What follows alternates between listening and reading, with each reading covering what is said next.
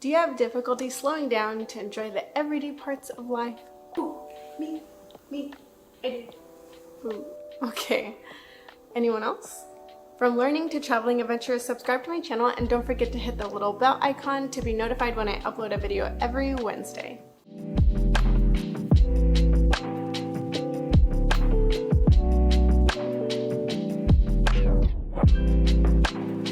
Hi friends! Lately I've been feeling a little overwhelmed with all of the tasks that I assign myself, and then I'm not able to finish by the end of the day. Thankfully, I have friends and family watching out for me. My Aunt Gail sent me this article on slow living, what it is, and how to implement it in your life. Essentially, it's about slowing down, which you could probably tell from the name. It's about living with intention in your actions. It's about slowing down a little bit more as opposed to the fast-pacedness inherent in a busy life. It promotes the simple fact that fast and busy is not always better. It's not a new concept and it's known all around the world by different names. In Denmark, it's called hygge. I don't know if that's the correct pronunciation, I don't speak Danish. Hygge is a quality of coziness and comfortable conviviality that engenders a feeling of contentment or well-being. In Italy, it's known as dolce far niente, which is a pleasant relaxation and carefree idleness. Before researching to learn a bit more about the slow living movement, I was a little bit hesitant because I thought that there was going to be a big emphasis on meditation. I find meditation to be extremely difficult. While meditation can be a part of your slow living lifestyle, it doesn't have to be. For those of you who, like me, have a difficult time slowing down, here are a few beginner steps you can take towards a slow living lifestyle. Be aware of your screen time. Along with scrolling endlessly and mindlessly, there is a dopamine rush which causes us to scroll more. Personally, I'll find something funny and then continue scrolling thinking that the next thing is going to be funny too, when in actuality, it might not be. It might be 10 more minutes before I find the next thing that I can chuckle at.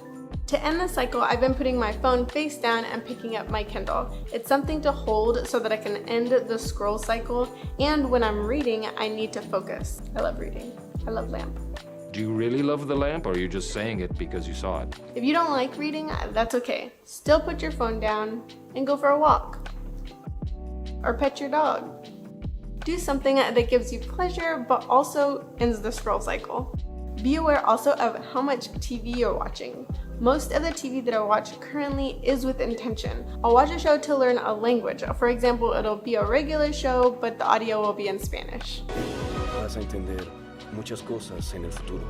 Or I'll watch a show to spend time with friends and family. Austin and I trade off shows that we watch even. We'll watch one season at a time, he'll choose, then me.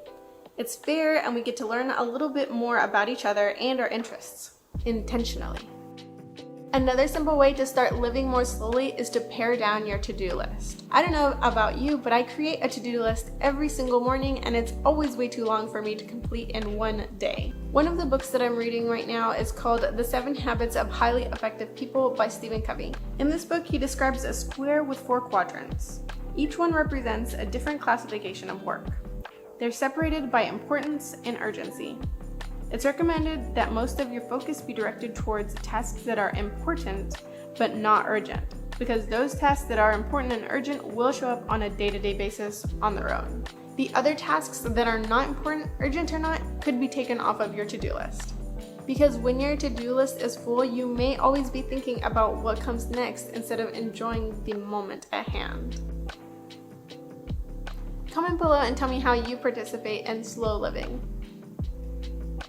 So I'll say that this is not something that could be avoided 100% of the time, but occasionally, try and not multitask.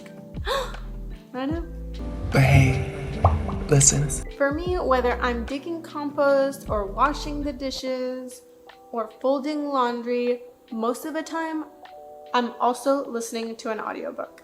But just last week, I went out on an errand and I drove without listening to an audiobook, without listening to music. It was just me and the road and traffic, and it was weird. It was also very much an accomplishment. There was a lot of effort involved in keeping my mind in the present moment, and using my senses helped. Like, what did I hear? Was I thirsty? Who was in the back seat? Multitasking may not be always something that you want to avoid though. For example, I will continue to blast the music in the shower and when I'm home alone cleaning because I love singing and dancing. I just get a lot of enjoyment out of it, so I'll continue to do it. Lastly, try not to have an all or nothing mentality towards slow living or any habits really. Not having this type of mentality will increase the chance of this habit staying alive. I'm not gonna wake up one morning and just be a slow liver. Slow liver. But how can you do it a little bit more? How can you live a little bit more intentionally? You could add something like do the dishes, but slowly on your to-do list. And it may seem a little counterintuitive to add slow living to your to-do list, but it keeps it front of mind. We often don't spend time doing what we love because we haven't made space for it. But make time for this. Make time for enjoying life intentionally. So thanks for watching. Make sure to smash the like button. Don't forget to subscribe, and I'll see you next week. Bye!